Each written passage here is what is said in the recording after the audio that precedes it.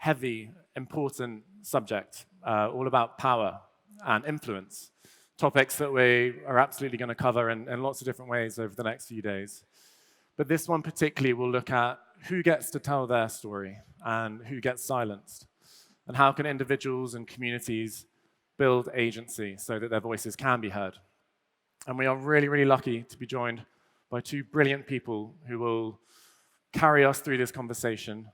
The first, Sara Hossain, a barrister at the Supreme Court in Bangladesh and a women's rights activist. And for the second time today, journalist and visual storyteller, Shazna Nessa.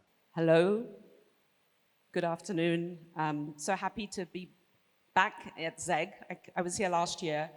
I was very inspired and very grateful that Sara traveled all the way from Bangladesh to be with us today. So I just wanted to add a couple. Sara has just such a storied career. I'm very slightly intimidated and in awe of her. But I also wanted to add she's currently chairs the Independent International Fact-Finding Mission on Iran, and previously served on the Commission of Inquiry on the 2018 Gaza protests. Is there anything else you want to add to that, Sara? Perfect, thank you. Okay, fantastic. So enough of that. We're going to be talking about quite a lot of things, very layered, very textured, past and present. But we thought it would be helpful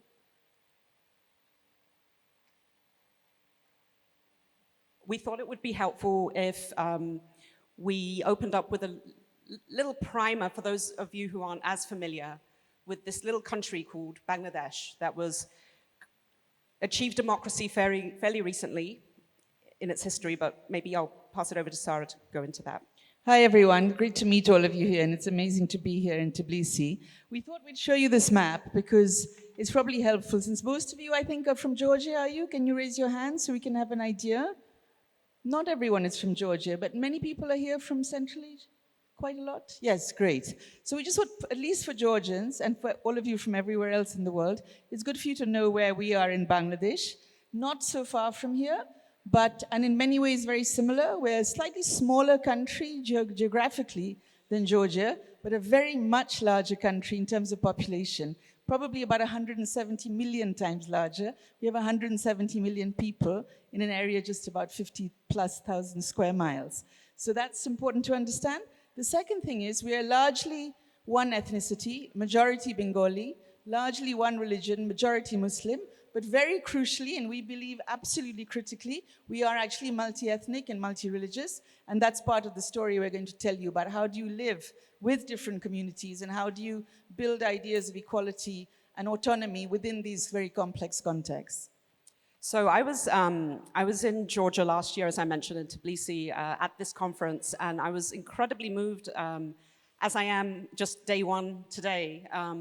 There were the student protests. There were big, and I know that there still are, but there was a lot of discussion and a lot of feelings and passion around what was happening in the country here. And just 1 year later in Bangladesh in 2024, the July Revolution, I think it's been called, there was a huge student uprising which had pretty massive impact.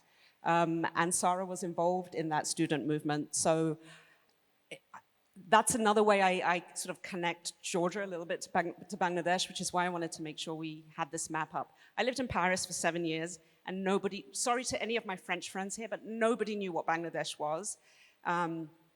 Other than a concert that George Harrison played at for the cyclone relief. Right. So I thought it would be good to do that. But could you tell us a little bit about your involvement in the student protests? Sure. And again, just before, I'd like to do a quick check-in. We heard a lot about there were protests last night here in Tbilisi as well, and I guess for many of you, you've been involved in or heard about or tracked the situation of protests here. How many of you heard about the Bangladesh uprising of July 2024? Quick hands up.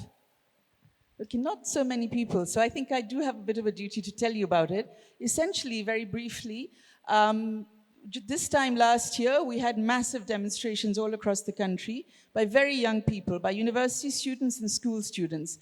And they were protesting the fact that we had this legacy provision from our independence war 50 years ago, saying that freedom fighters' children and grandchildren could get jobs in government service. And over 50% of jobs in government service were taken up through these reservations. So it meant for the whole new generation, for people who weren't grandchildren of freedom fighters, they really had no opportunities to advance themselves. So there were protests going on around this issue, but then it escalated within a matter of 2 months into a protest about removing the then government, which had been in power for 15 years. And the reason it escalated was that the police started firing, as one person described it, indiscriminately on students and young people, killing them like birds. And in fact, using the kinds of pellets that are also used in hunting birds and animals. So we found young people with pellets riddled throughout their bodies, hospitalized, and just under 3 weeks, 1,400 people, according to the United Nations, were killed on our streets right across the country in these demonstrations. We were involved in a case in our Supreme Court, trying to argue that these shoot-on-sight orders and these firings were not only completely unconstitutional, but violated basic human rights. The experience of the case was very chilling. I've been practicing in our courts for about 30 years. I've never before experienced a situation where our whole team was not allowed to stand in the court. The room was probably a quarter the size of this, but every single space was taken up by government lawyers. They were summoned by text message from every courtroom in the building, in the Supreme Court. They covered every space, every bench, every bit of floor space. Journalists had to sit on the floor. They weren't given any space either. But that case became a kind of breakthrough for us. It was in the last few days of this uprising. Every day there were 100 bodies falling to the ground, and we were arguing to stop that. The government lawyers were in there arguing that the firing should continue. The reason I'm telling you this story is not only to inform you about what happened in Bangladesh, but to tell you why being able to speak to the public matters so much. We were inside the courtroom having our arguments for 5 days long, and it ended actually with our losing the case, with the government shouting us down, threatening the judges, having intelligence officers posted in front of the judges' rooms, telling them what repercussions they would face unless they ruled in the government's favor. But the little window of opportunity we had with that case meant that every day we got to go out from the hearing and speak to the media, holding mics and standing in front of all of our media, who were also facing massive controls at that time. But when we were able to tell the story of what was happening in the courtroom and the fact that we were arguing that this shooting and this killing was completely illegal, we heard later from the student protesters, many of them on the streets, that that gave them a new burst of energy and hope. Because until then, they just thought they were going to be massacred, and there was no way to resist an entire organized police force shooting on everybody they saw, no matter how peaceful they were.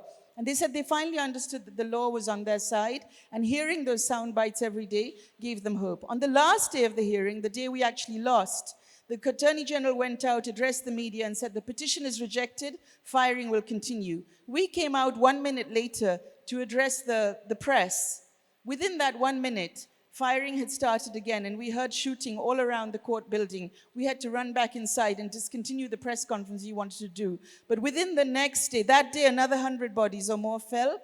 Within the next day, the government had fallen. Our then Prime Minister fled to the neighboring country, and we had this extraordinary transition, very challenging and difficult transition with many, many problems, many issues, but we're in the transition now. Sarah, so what was the amount of time it took from this protest starting to the fall of the government? The protest started in June, early June last year, and the government fell on the 5th of August, so just even under 3 months, two months and a bit. But of course, you have to remember this came on top of 15 years of concerted protests and repression as well. So student protests are not new. In fact, Bangladesh has a rich history of its 1971 independence, was also led by students. Could you talk a little bit about your experience more broadly on student protests and movements? Yeah.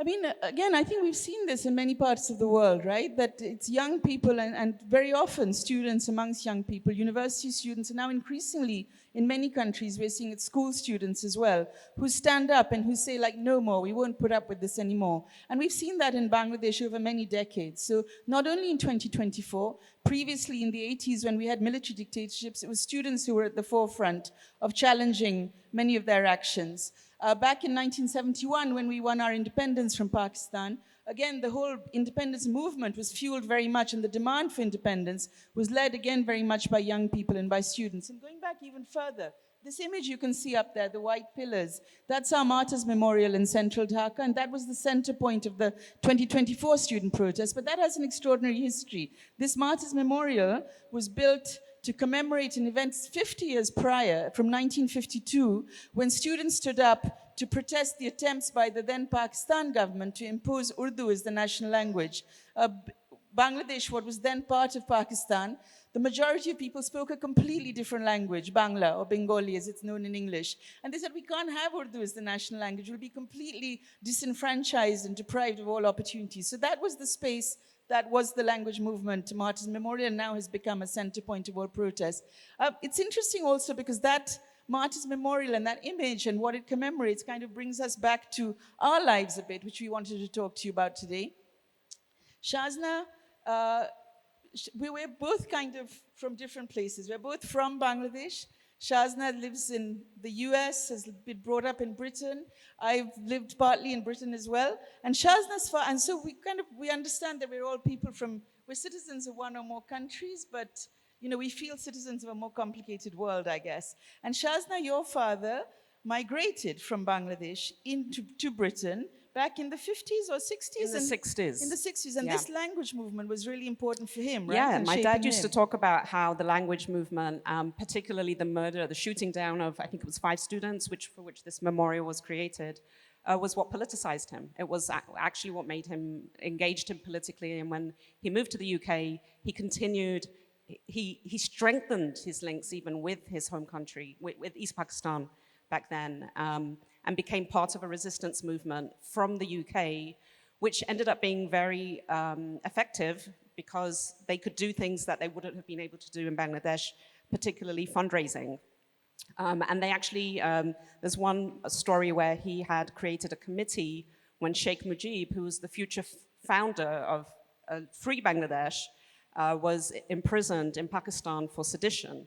And so my dad came from, he was a peasant farmer. He came from rural Bangladesh, so he wasn't, flashy intellectual or a non-flashy intellectual or bourgeois or rich or anything like that, or even with a formal education. But he came with this passion that was ignited by the student protests.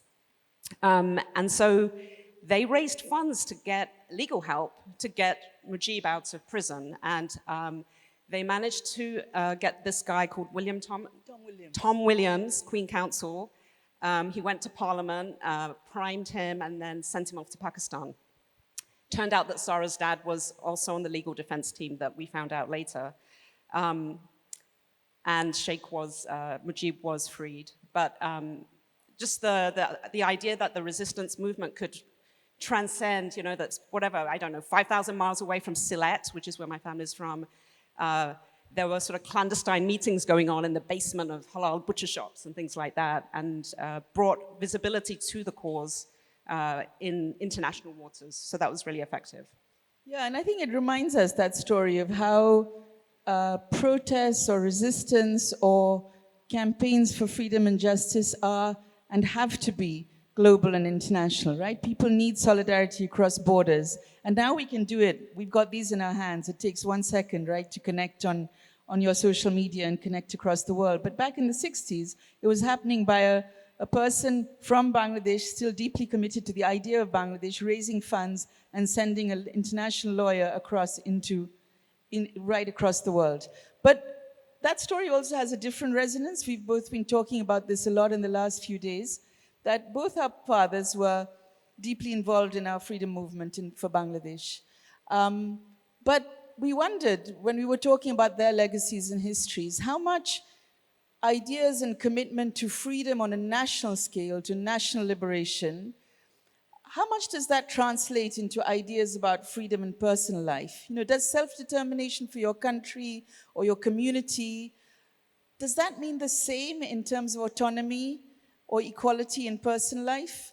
I think we have some complex experiences. Maybe Shazna, you can talk about your very real understanding of that. And I have an artifact behind us to talk about it. So Sara and I actually met a very, very long time ago. I was 17 and Sara was 25.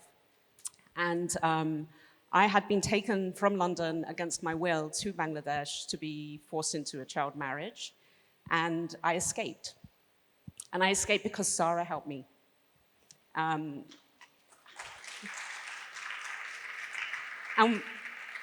what was so brave about what Sara did is, like, I didn't think back then to, like, when you're 17, you sort of carry being 17, that moment with you as a 17-year-old for the rest of your life. But for the last 4 years, I've been writing a book. It's a personal narrative with this as the central action. So it suddenly made me realize, wait, but I never thought of Sara as being young as well. I just thought of her as this giant who got me out of Bangladesh, when in fact she was only 25. So I reconnected with her and I asked her, what was it like for you, Sara, when you, like, she's, you know, shows up, I sort of run to the embassy and then she puts me in a car with 2 Gurkhas. My father shows up at the embassy. It's like a make or break moment. She says, don't look back, get in the car. And we ride off. And I found out later that it wasn't even particularly legal what she did. So maybe you could tell us a little. Maybe you can tell us about your thought process. I insist it was legal. But maybe I tell my part of it. So I heard that Shazna was in trouble. A friend of hers communicated actually through the British Embassy and said that they needed legal help to try and support her. And I had to explain that legal help was going to be very tough because she was under 18. And an under 18-year-old at that time had limited rights, certainly vis-a-vis their parents. Their parents would be able to decide on what was the best for them. And given it was her parents who were detaining her, it would be pretty hard for us to try and take action against her parents unless someone else stood up. Now, that someone else could have been the British government, it could have been the British Social Services, but at that time, they took the position that if someone is a national of 2 countries, Britain and another country, when that person is in the other country, Britain has nothing to do with it. Right? They didn't take that position, interestingly, if a person was held in a jail. So if Shazna had been held in a Bangladeshi jail, the British embassy officials would have showed up at the jail and interviewed her because she was being held by the government. But because she was being held by her parents, they said, we have nothing to do with it. Any feminists out here in the audience by any chance? Hands up. All of you will know, old story, right? Public-private divide, private is no-go area, we say no, nothing about. Ancient history, you'd think, not so ancient. This was just like 25, 30 years ago, I guess. And we were being told this by the British government, at that point part of Europe, telling the whole world about European human rights, but it was telling us we were, of course, not in Europe, we were in Bangladesh, that map you saw. Guys, no human rights for you guys. Shazna is in Bangladesh, too bad. Whatever Bangladesh laws are, you have to live with that. So we obviously said that's pretty unconscionable, but they weren't listening to us.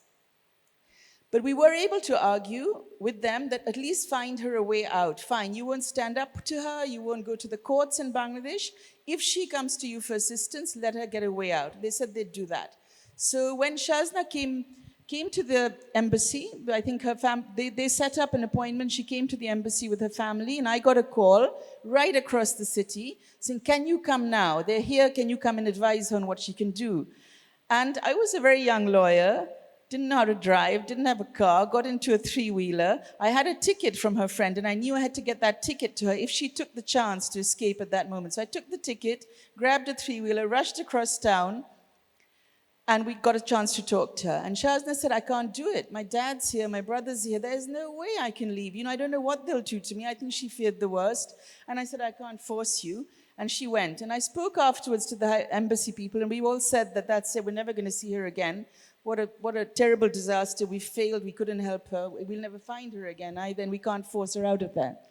And then, I can't remember how many days later, it was a weekend, suddenly got a call from the duty officer saying that young woman is back. Can you come? Back to the 3-wheeler, back with the ticket, rushed back to the embassy. She was there. She said, I'm ready to go. And I was thinking to my mind, what the hell? Why could you not do this on a weekday when it would be much easier to organize? Well, things don't happen that way, right? So then we said, okay, let's go. Let's start moving. The High Commissioner said, oh, we can't help you. It's too complicated. I said, don't have to help us. Just let us get out of the High Commission. We'll get into my car and go. And then we saw her father at the gate.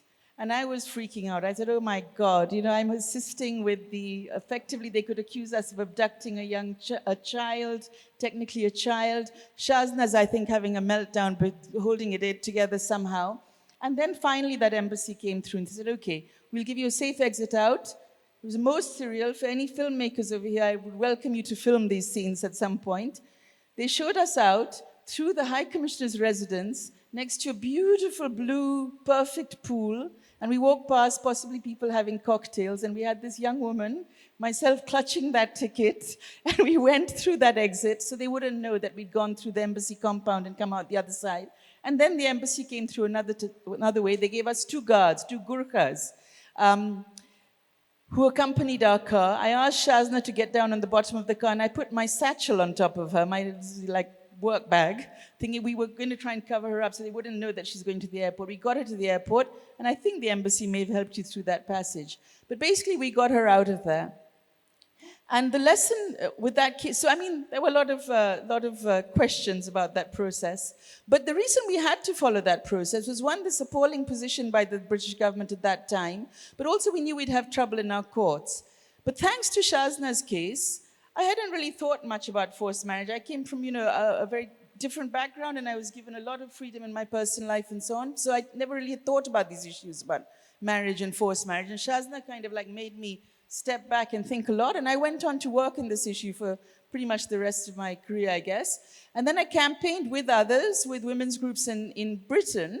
And ultimately, we succeeded in getting the British government to change its laws. So now it doesn't have that position that if you're lucky enough to be jailed, they'll help you. But if you get confined by your parents, they won't. Now they've changed their position. They try and help you on both.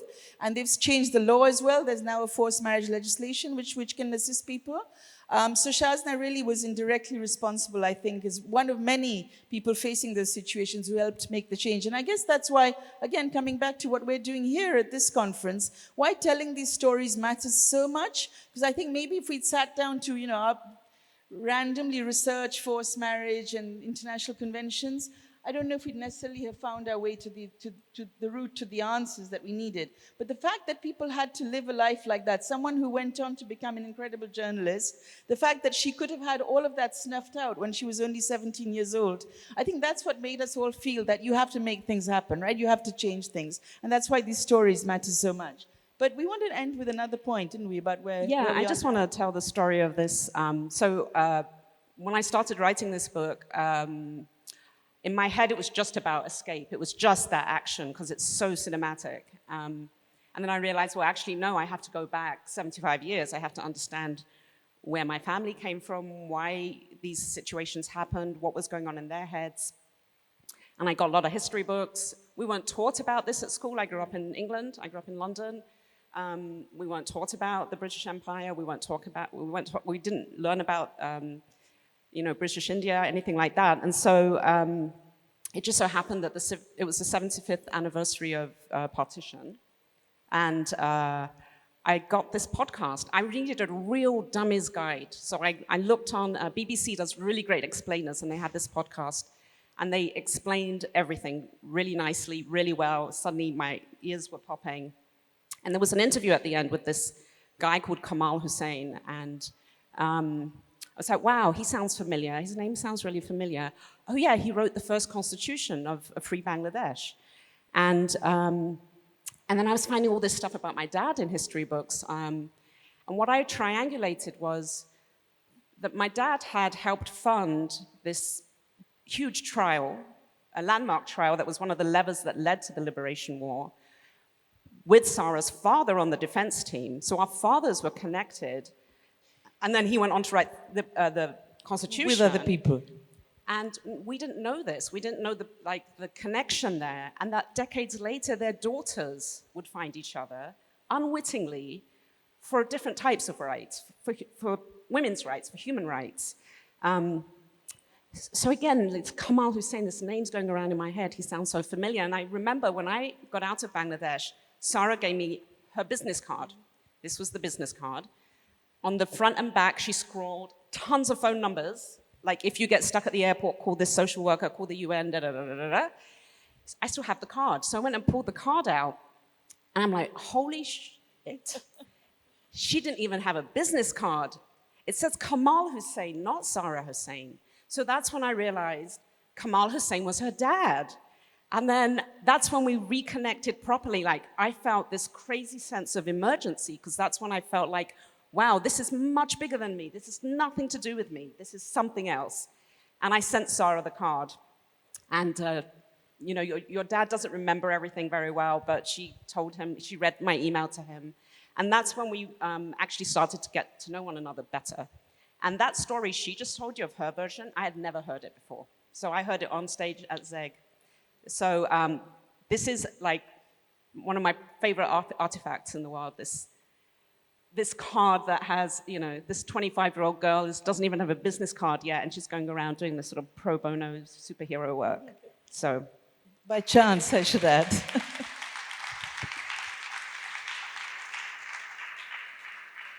But we wanted to end with showing you this image, because we started today talking about the July uprising in Bangladesh and the fact it really gave us a moment of hope. But you know, moments of hope also come with backlash. So on the one hand, we don't have an incredibly repressive government in place at the moment. We have an interim government and a transitional arrangement. We're moving towards elections, we hope, next year. But there are still a lot of challenges. And one of the challenges we're facing is a real rise in misogyny. This image is an image of women who were freedom fighters in our liberation war back in 1971. And what we're seeing now, just weeks ago, many of us were part of this massive women's march in the middle of Dhaka city, in the middle of our capital, where women were fighting not only for the right not to have a repressive autocratic government in place, even if it's headed by a woman, even if that woman is the daughter of the man we call the father of the nation. Women today, young women, students and others are saying we reject that claim, that you cannot just claim the past to continue controlling the present and the future. You have to speak to rights and justice. But unfortunately, some of the women who were freedom fighters then have continued to perpetuate these kinds of histories, which are not about inclusion, which are not about ensuring that we insist about rights and justice no matter who's in power. They use the past to try and kind of control the present. And what we're seeing, this new generation is saying, no, we want to do both. We want to say no to repression, but we also want to say yes to rights, and all kinds of rights, not just civil and political rights, not just elections and democracy and functioning parliament and justice system, but equality in our own personal lives as well. And that's a really hard battle to fight. Different allies, different framings for how we get to that place, but that's why we wanted to finish with this image and share that with all of you. Thanks for listening to us. So we have some time and for questions, and please put your hands up if you have a question. Yes, I think there's a mic run. Could you put your hand up again? There we go. Hi. Hi there. My name is Tamara Jobava. I come from Georgia. Mind-blowing story you just told, ladies. It was goosebumps giving all the way, all the 30 minutes. Amazing. But my question is about, more selfish, because I'm very involved, and many of us, of course, in the protest nowadays, and we are trying to understand or sense or feel or guess or anticipate where is the end or what is the next thing that will gonna happen. Are we even safe? But are we even safe? Question is just, that tab is down. We are not even looking at it. But I was wondering, you were talking about the protest in Bangladesh, and you said we were in the courtroom, we did not get the petition approved. Next day, 100 people died. And then the next day, government fell, right? So can you take us through this 1 or 1.5 day, what happened in this 1.5 day exactly that you think caused the government falling? Thank you.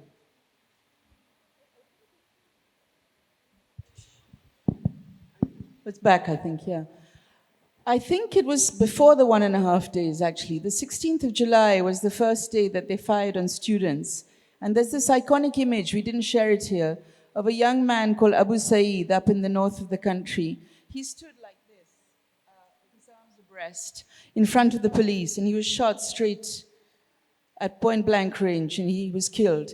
And that day, I think that day it ended actually, because no one could accept why that killing had to happen. And 2 days after that, I guess he was a student in a public university, and it was traditionally public universities have been at the forefront of movements. But the next day, the government ordered all the public universities to be closed, so there wouldn't be any possibility for students to protest because they'd have to leave their dorms and their hostels. The next day, every single private university in the country came out to protest. And that was a goosebumps moment for all of us. But then the even more horrifying thing was the police turned the guns on them as well. And they shot hundreds of kids from private universities. And that day we had a curfew. The internet was shut down for 5 days. And I think, again, that was also the beginning of the end. Because at that point, what happened was tens of thousands of parents, fathers, mothers, guardians around the country. I literally heard my neighbor say this. It's completely non-political. I've never seen them in my life. I saw him on a demonstration. I said, "What are you doing here?" He said, "They're killing them like birds. How can they do that? And we can't let that happen. We have to step up." So I think from then, you saw parents joining the demonstrations. And it finally ended. So there were these huge gatherings in Dhaka city starting from the 1st of August. And on the 3rd, I think, the 2nd or 3rd, the students announced. It was just these 20-something students who were leading the protest because the opposition had been pretty much decimated. And they said, we're going to go from our original demands about reservations in public service. They went to a 9-point demand, which included investigation and accountability for the killings. They said, we're now going to a 1-point demand. You have to go. And on the Sunday after those killings continued, on the Monday morning, we heard that curfew was on again. There was a long march to Dhaka, to the capital, that was announced. I decided in the morning I wasn't going to go after we'd heard about 100 plus deaths. This is too dangerous. My kids, I didn't want them to go either. We just stood in front of our gate watching what was happening on the streets. But then images, there was an internet blackout. We didn't know what was happening. People were ringing each other and saying, "I'm seeing columns of people marching into the city." It was just unbelievable. Literally, people marched from wherever they were. And I think the army then just went to the prime minister and said, "It's over, you've got to go." And they flew her out to India. And by the afternoon, it was over and we were on the streets flying our flags and cheering.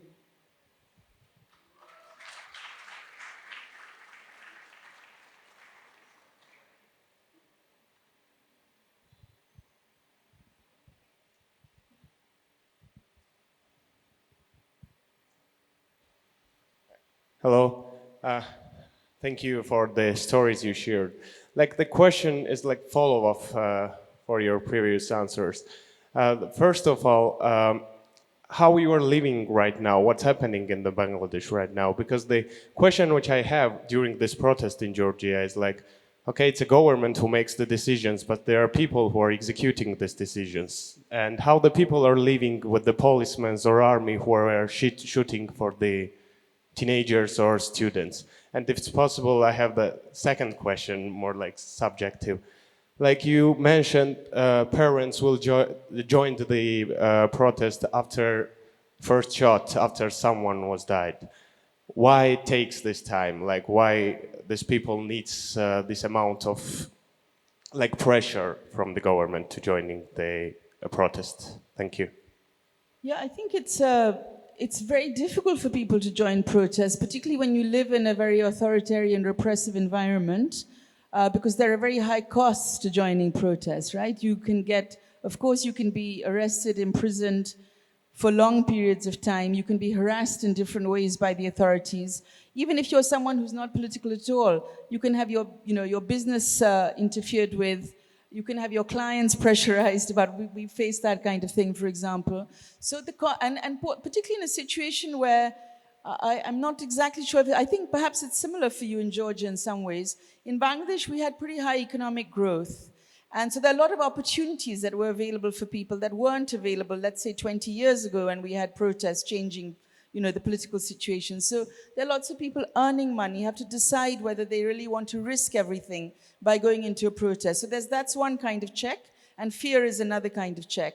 And I think the reason that those killings changed everything was there has to be a red line, right? There has to be something that everyone feels that that's just too much. You cross the Rubicon, and that's what happened. But I think that's also the reason why things didn't happen for so long. And your earlier question was about, and there were many protests previously, but there was pretty heavy repression, and I think maybe this time the government thought it could just carry on, it could bulldoze everybody and things would end, but this time it was too much happened. And your previous question about what happens in the now, I said at the beginning it's a messy and complicated situation. On the one hand, many people who were directly responsible for these atrocities have already fled the country. A few may be still inside the country, some are in custody. Some of the people in custody may not be the people who are responsible for these atrocities, but they were available, they've been arrested and detained. So we have a big challenge in front of us about whether we're going to be able to manage the justice process, whether we're being able to get accountability. There are thousands of young people who are severely injured, with pellets all over their bodies, people who are permanently disabled. Shazna mentioned I was and still investigating human rights violations in Iran for the United Nations, starting from when, some of you will remember, Jina Masa, the young woman who died in custody in 2022. In Iran, we documented many cases of young people who'd been blinded in both eyes by being shot. In Bangladesh, we have 8 times the number of young people who've been blinded, as happened in Iran, but most of the world doesn't know that.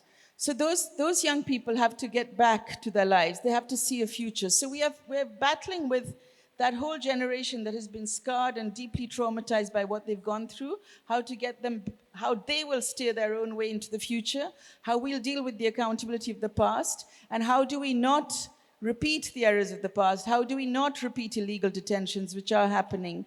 How do we not ensure unfair trials, which there's a risk of, right? So I think all the challenges are in front of us, and I think for you guys who still have to fight many things out in your own context, I think that's the massive challenge, that how do you build a democratic space, but one where you respect, however much you don't want to do it, your enemies and the people who are on the other side. Is it possible? I guess the whole world is trying to work this out, but we're at a moment now when the world is involved in taking out people that they see as their enemies through extra-legal means, through violence, through extreme, gross human rights violations, and much of the rest of the world is not speaking. So we're in a really difficult context to fight these things, but I think the only way we can do it is if we stand firm to the idea about, universal human rights and keeping that as the core.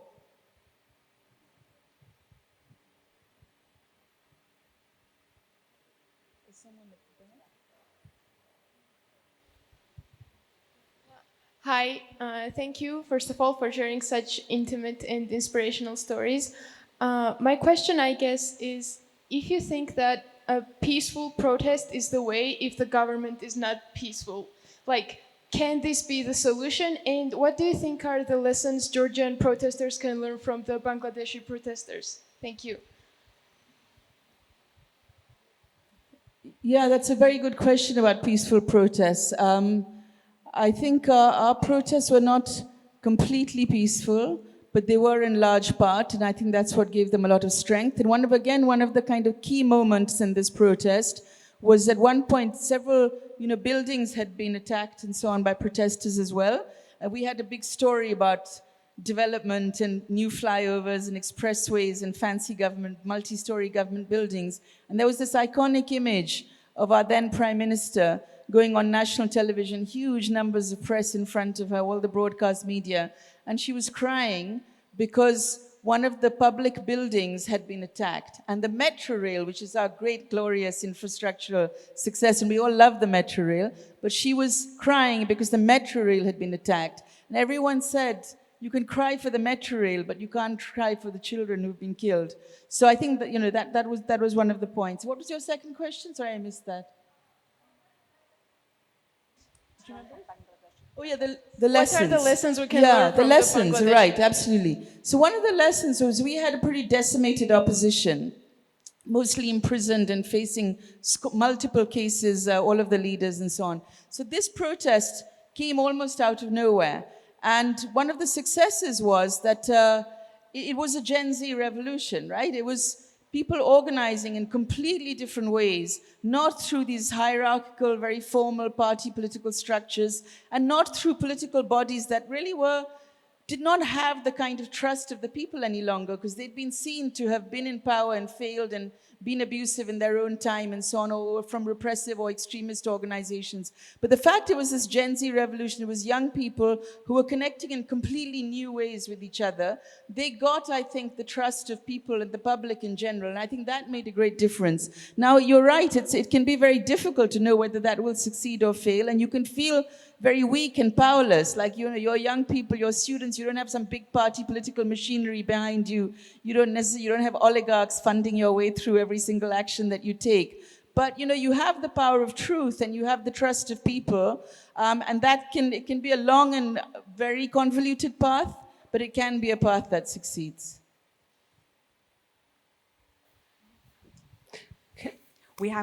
Sorry, did you have your hand up? Over here? Yeah. Can I ask a question? Oh, sorry, yes, Okay, of course. Yeah. You mentioned Gen Z, and you mentioned kind of new waves of new kinds of protests. And my question is, we've seen spontaneous protests in Georgia for a long period of time now, with very minimal results. And in fact, it looks like that. And it's not just in Georgia. It looks like we are seeing the government being inoculated against the physical protest people on the streets, regardless of numbers. Do you think it's the era of completely changing attack? And it's not just about numbers of the people on the streets, but maybe using AI, using cyber, using internet, like we see in the warfare is changing in front of our eyes, like it's been fought in a kind of on the computers rather than in physical sense. Do you think, what's your thinking about how much help we can get to bring the change using not physical presence, but using internet and cyber and tech, basically? Thank you. I just wanted to also, like, you mentioned that there was an internet blackout. So how were people organizing during that time?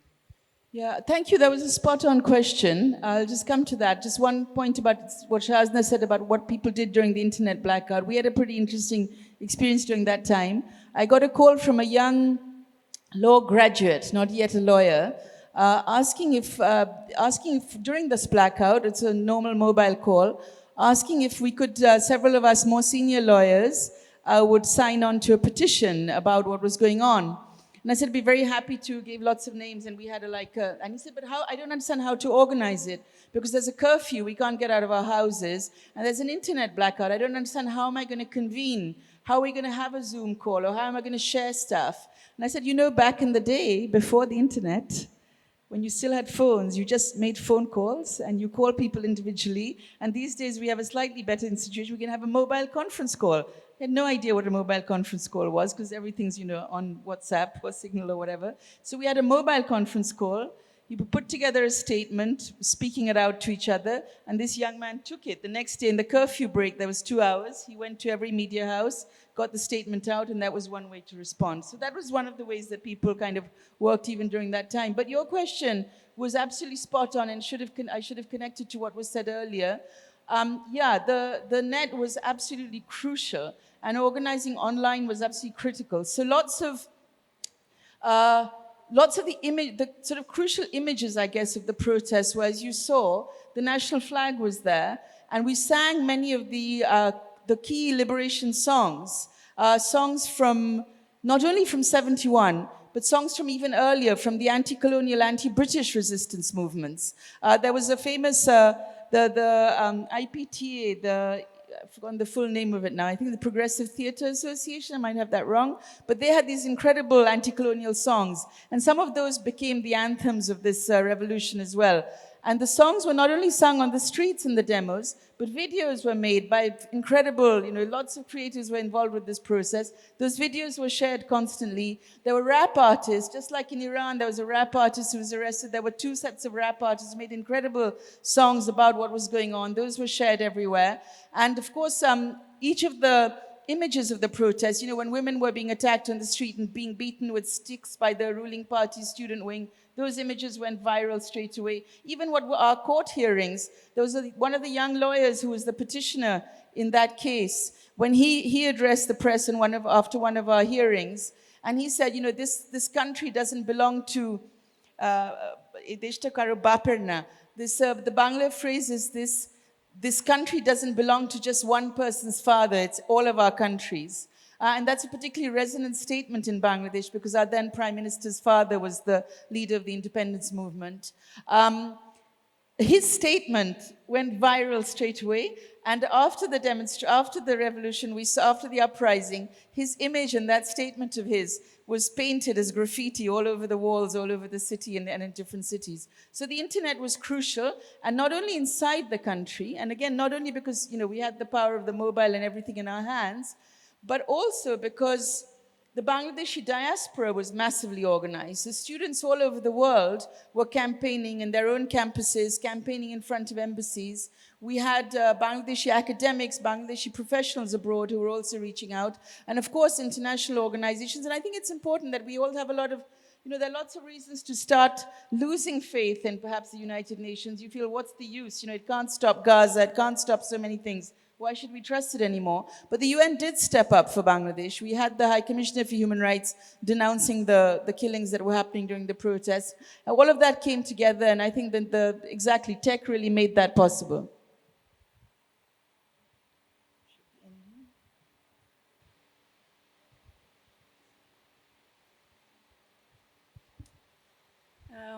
First of all, thank you so much. I would share the comments by others that it was really goosebumping listening to your story, ladies.